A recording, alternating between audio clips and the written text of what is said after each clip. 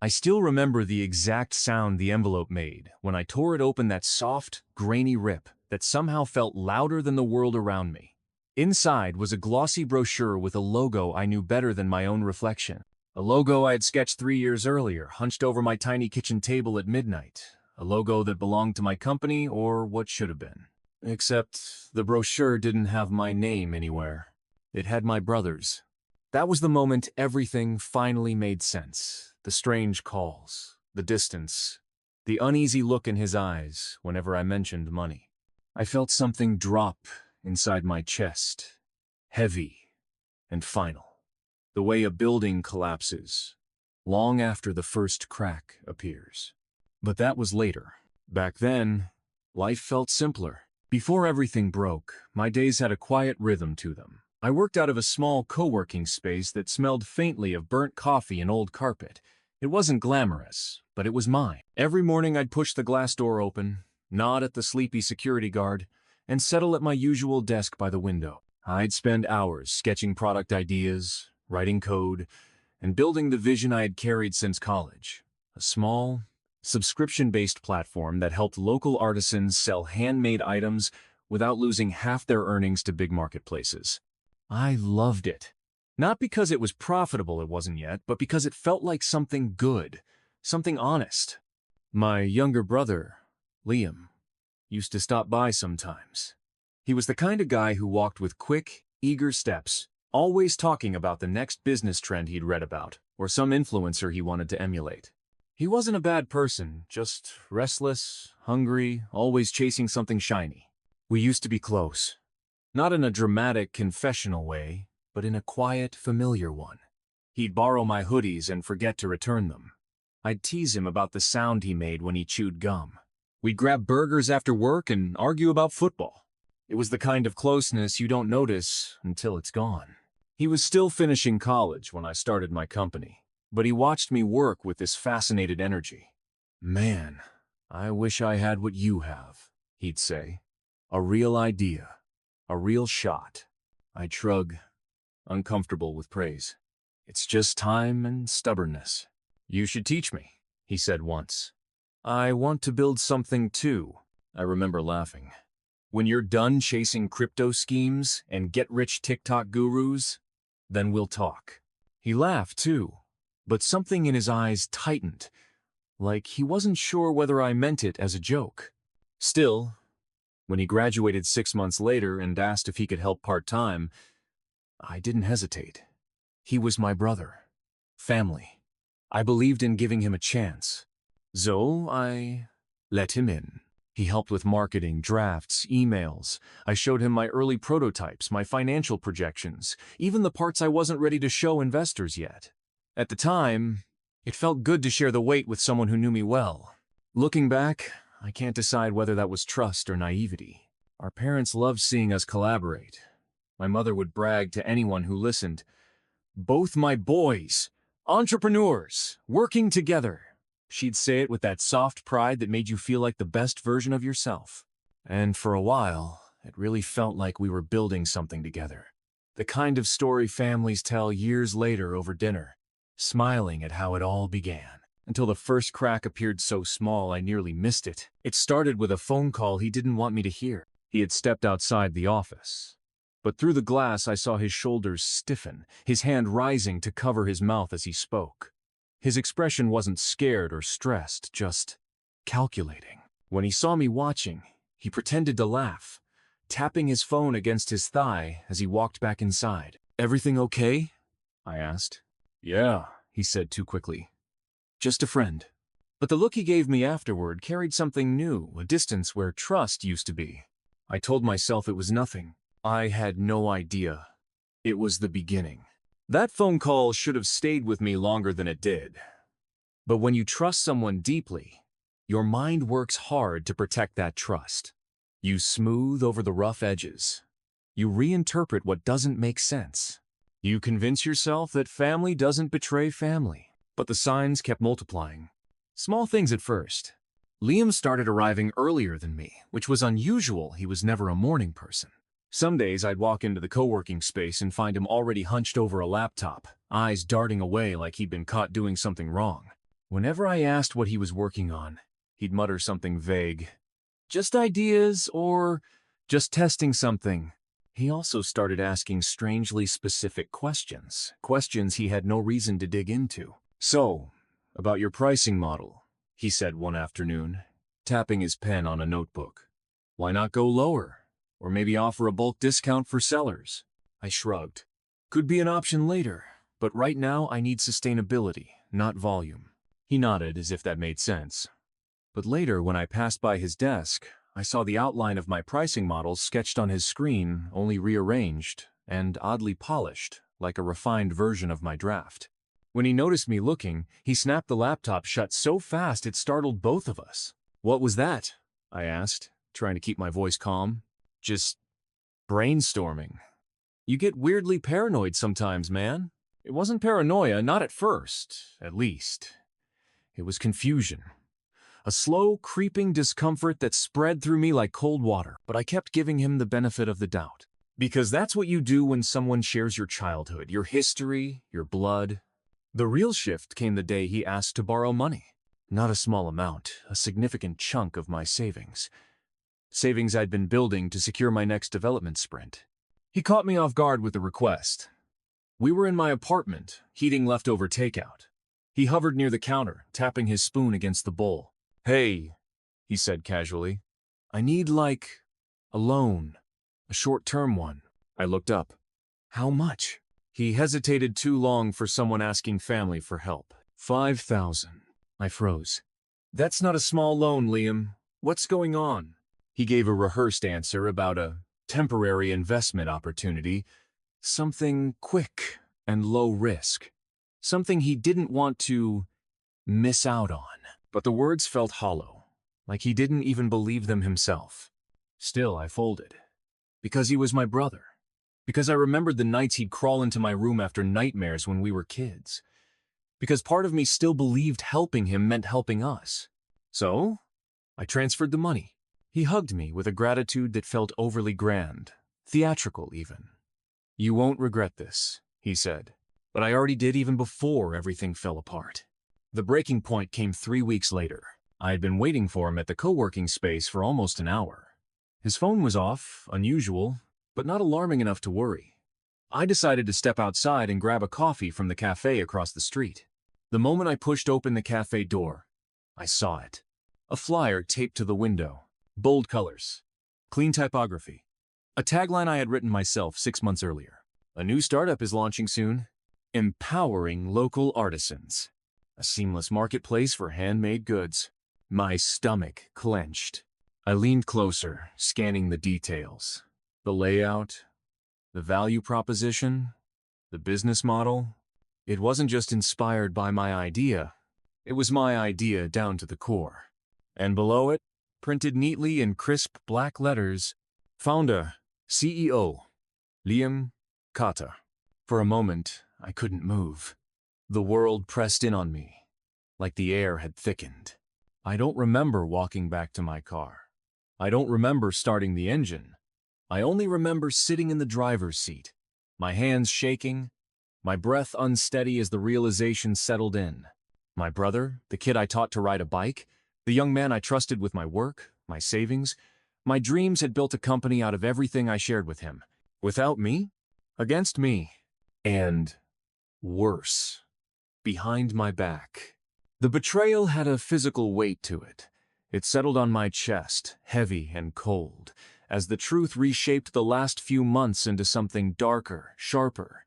This wasn't a mistake. It was a choice. His choice. I didn't confront him right away. That surprises some people when I tell this story. But the truth is, betrayal doesn't always ignite anger first. Sometimes, it just hollows out your chest, leaving you too stunned to speak, too wounded to react. I drove home in silence. The flyer still crumpled in my hand, its corners digging into my palm. I set it on my kitchen counter and just stared at it for a long time, unable to look away. The logo was slightly different, polished in a way mine wasn't yet. His tagline sounded sharper, more confident. He had even added features I had planned but never shared publicly. He hadn't stolen just an idea. He had stolen time. He had stolen trust. He had stolen my future. By the time Liam finally called me that evening, my voice felt lodged somewhere deep in my throat. "Hey, man," he said, cheerful, oblivious. "Sorry I missed today, had to run an errand. Want to grab dinner?" I swallowed something bitter. "Come over." He arrived 20 minutes later, knocking lightly like nothing was wrong. He had this casual brightness to him, an energy I used to admire. Now it looked artificial, like a mask stretched too thin. "What's up?" he asked, glancing around my living room. I didn't respond. Instead, I held out the flyer. His expression didn't crumble the way I expected. It flickered, yes, a brief flash of panic, but it settled into something composed. "Oh," he said softly. "You saw it." I stared at him. "That's all you have to say?" He let out a breath and sat on the edge of the couch, elbows on his knees. "I was going to tell you." "When?" I asked. "After the launch? After you finished building my company without me?" He rubbed his face with both hands. "Look, I know how it looks, but this is complicated." "It's actually very simple," I said. "You took my idea. You built a competing startup with my savings, and you didn't think I'd notice." His jaw tightened, a defensive look breaking through. "I didn't steal anything. You weren't moving fast enough. Your platform was good, really good, but you treat it like a passion project, not a real business. You don't market it. You don't pitch it. You're scared to scale." His voice rose slightly, but he caught himself. I thought I could show you how to take it to the next level." "So you built the next level without me," I said. He looked away. "Investors don't take co-founders seriously when they don't see equal drive. I didn't think you'd want to be involved in the way I needed you to be." The words stung. Not because they were true, but because he believed them. "So you decided for both of us," I said quietly. He didn't answer. We sat in silence for a long moment, the kind that fills a room like cold smoke. When he finally spoke again, his tone was softer, almost pleading. "I didn't mean to hurt you. I needed something to work for once. I've always been in your shadow. You're the smart one, the stable one, the one with the ideas. I figured maybe if I proved I could build something big, you'd be proud." I stared at him, stunned by the honesty and the selfishness intertwined. "So your solution," I said slowly, "was to become me." His eyes flickered with something shame, maybe. "I wanted us both to win." "By cutting me out?" He flinched. I stood and walked to the kitchen, needing distance to breathe. He followed with his gaze, his voice tightening. "Look, the platform isn't fully launched. There's still time to fix this. I could bring you on. Or we could merge your version and mine. People do that." I turned back to him. "Liam, you didn't build your own version. You built my version, using my files, my drafts, my research, and my money. This isn't a misunderstanding. This is betrayal." His shoulders sagged. "I didn't think you'd see it that way." "How else is there to see it?" He opened his mouth, then closed it again. No answer came. And that silence, not the arguments, not the excuses, is what finally broke something in me. He had made peace with what he did long before I found out. He had rehearsed justifications. He had convinced himself I would bend because he was family. And maybe I had, before that moment. But something inside me shifted then, not anger, not vengeance, but a quiet, steady resolve. "You need to leave," I said. He froze. "What?" "I need time, and you need to leave." He stood slowly, as if hoping I'd change my mind if he moved gently enough. "I didn't mean to lose you over this. You already did." For the first time, he looked truly afraid, but he walked out anyway. For 3 days after Liam walked out of my apartment, the world felt muted, like someone had turned down the volume on everything except my thoughts. I went through the motions of daily life, but nothing felt solid. My mind kept circling back to the same questions. How long had he planned this? How many drafts did he copy? How many meetings had he taken pretending to be the visionary behind the platform I'd spent years building? I kept replaying every moment we'd worked together, searching for signs I'd missed. They were everywhere now, 1,000 little inconsistencies collapsing into one truth. But once the shock settled, clarity followed. I wasn't going to scream. I wasn't going to publicly drag him. I wasn't going to sabotage anything behind the scenes. I was going to protect what I had built. The first step was documenting everything. The original files, timestamps, email exchanges, financial transfers, even the prototype versions he had accessed. I spent hours combing through digital dust, assembling a timeline that told the real story, not the polished version he'd printed on flyers. Then came the meeting that changed everything. Her name was Clara. She was the manager of the co-working space and someone who had watched both of us build late into the night. When she saw me walking in on that fourth morning, she gave a small, cautious smile. "Haven't seen you in a bit," she said. "You okay?" I hesitated, but something in her expression, steady, sincere, made me open up. "Can we talk privately?" I asked. She nodded and led me into one of the small conference rooms. The door clicked shut, and the quiet inside felt strangely comforting. I told her everything. Not dramatically, not bitterly, just plainly. The facts were enough on their own. When I finished, she leaned back in her chair, exhaling. "I knew something was off," she said. "The last month or so, he was meeting with people here without you. Investors, mostly. He always booked the glass room downstairs. He mentioned a solo founder strategy a few times." Her words stung, but at least they were confirmation, not suspicion. "Do you know if any of those investors are still in talks with him?" I asked. She nodded. "One of them, Richard Haynes, is having a follow-up meeting today, actually." I felt a quiet steadiness settle in me. "Can you tell him I need 10 minutes? Not to interfere, just to clarify something." Clara hesitated only a moment before agreeing. "I'll talk to him." I waited in the lobby, my hands clasped together. My heart wasn't racing. I wasn't anxious. I felt strangely calm, like the truth itself was holding me upright. When Richard finally approached, he gave a professional, guarded smile. "Clara said you wanted to speak?" "Yes," I said. "Just briefly." We stepped aside from the main traffic of the hallway. I kept my voice low, steady. "I'm not here to make accusations," I said. "But before you invest in anything my brother is presenting to you, you should know the intellectual property he's pitching is not solely his. I have all the original documentation, drafts, timestamps, and prototypes. I'm not threatening action, I just want to prevent a situation that hurts everyone involved." He studied me, his eyes narrowing slightly in thought. "You seem calm about something most people would handle differently." "Anger doesn't change the truth," I said. He nodded slowly. "I'd like to see those documents." I agreed. 2 days later, after reviewing everything, he withdrew from Liam's deal. Not because he believed one of us over the other, but because he recognized the risk. Investors fear instability more than anything, and my brother had built his pitch on something fundamentally cracked. Word spread quietly. In startup communities, information moves faster than product updates.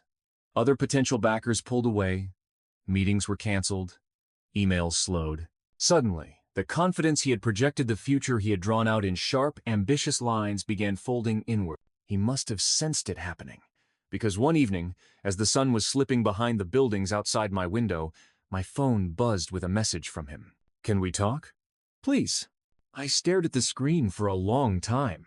Part of me expected anger, or defensiveness, or another excuse. Instead, 2 minutes later, he sent another message. "I messed up. I know I did. I need to make this right." A strange heaviness settled over me. Reading that, not satisfaction, not victory, just the weight of a bond breaking, and the quiet ache of knowing he finally understood what he had destroyed. I replied with a single sentence. "Come tomorrow. We'll talk then." And for the first time in weeks, I felt the slightest shift inside me. Not forgiveness, not yet, but clarity. This wasn't just about revenge or justice. This was about boundaries. And tomorrow, he would have to face the reality he created. Liam arrived the next morning, looking like someone who hadn't slept in days.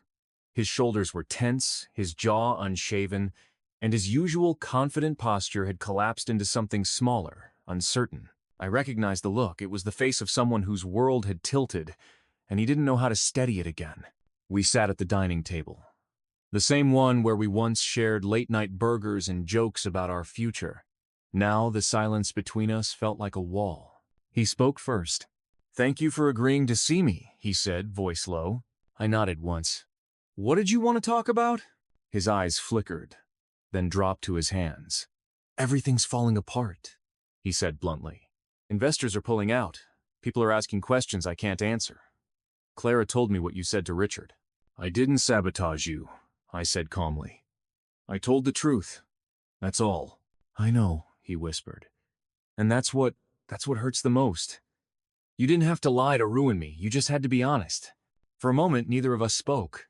Then he exhaled shakily. "I messed up. I know I did. His voice broke slightly. "I thought I was making something great.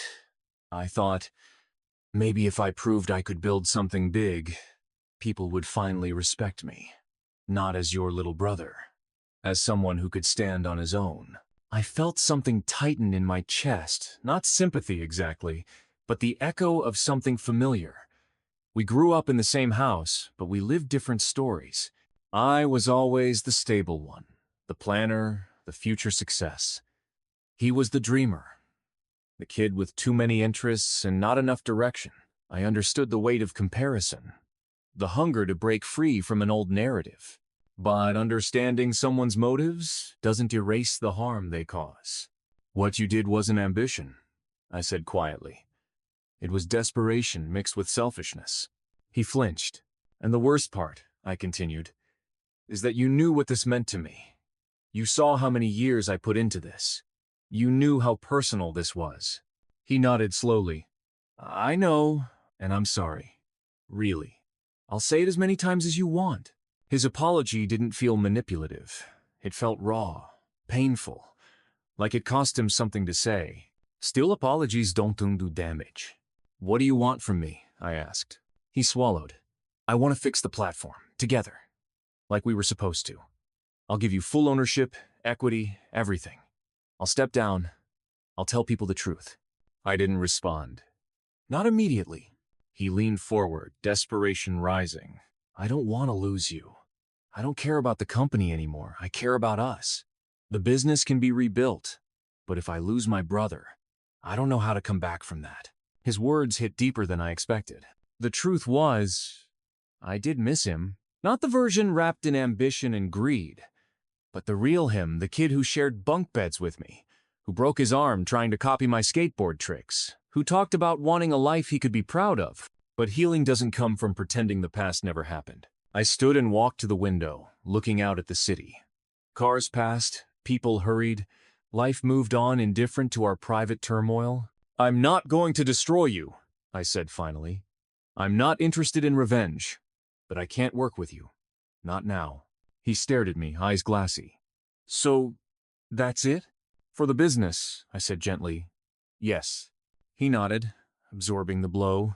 "But for us," I added, turning back to him, "I'm willing to try, slowly, because we're brothers. But you'll have to accept that trust doesn't rebuild on your timeline. It rebuilds on mine." Something in his expression broke not in a dramatic way, but in a quiet, exhausted release. He nodded again, this time with acceptance instead of resistance. "Okay," he whispered, "whatever it takes." We talked for a long time after that, not about the platform, not about investors, but about us, about childhood memories, old patterns, fears we never admitted. For the first time in months, the conversation felt human again. And slowly, piece by piece, something shifted. Not forgiveness, not yet, but the space where forgiveness might eventually grow. In the weeks that followed, Liam stepped back publicly, releasing a statement about personal misalignment and creative differences. He didn't blame me. He didn't hide from his choices. And people respected that more than he expected. As for me, I rebuilt my original platform with a clearer sense of boundaries and a quieter kind of confidence. I stopped working out of fear and started working with purpose again. It didn't explode overnight, but it grew steadily, honestly, and that growth meant more than any flashy launch ever could. Healing isn't loud. It's slow. It's intentional. It's choosing day by day, not to let bitterness guide your steps. And for the first time since this all began, I felt free. Not because I won, but because I chose peace over destruction. In the end, the strangest part of betrayal is how quiet it becomes once the anger fades. No dramatic music, no final showdown, just two people standing in the aftermath of choices they can't take back. My brother and I still speak. Not every day, not like before, but enough. There are moments when the old familiarity returns, soft and unforced. There are other moments when the distance reminds us of what was broken. But maybe that's what growth looks like, not a perfect reconciliation, just the willingness to try again with clearer boundaries and clearer eyes. If there's anything this experience taught me, it's that business and family don't mix without honesty, and honesty doesn't survive in the dark. Ideas can be rebuilt, money can be earned again, but trust is different. Trust is a slow construction, made of small choices, proven over time. Sometimes the hardest revenge is choosing not to become the kind of person who hurt you. So I'll leave you with one question. If you were in my place, would you have forgiven him?